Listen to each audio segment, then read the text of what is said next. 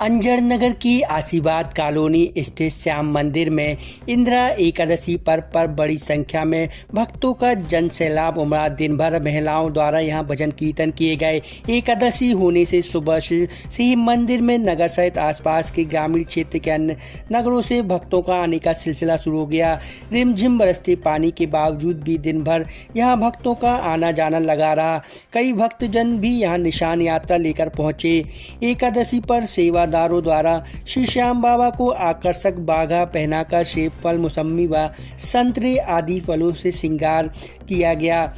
पंडित ने बताया कि श्याम बाबा एवं मंदिर में स्थापित श्री शालासर बालाजी व पशुपतिनाथ महादेव का वैदिक मंत्रोच्चारण के साथ पूजन अर्चन किया गया है। इंदिरा एकादशी के अवसर पर श्री विष्णु सहस्त्र नाम का पाठ भी किया गया।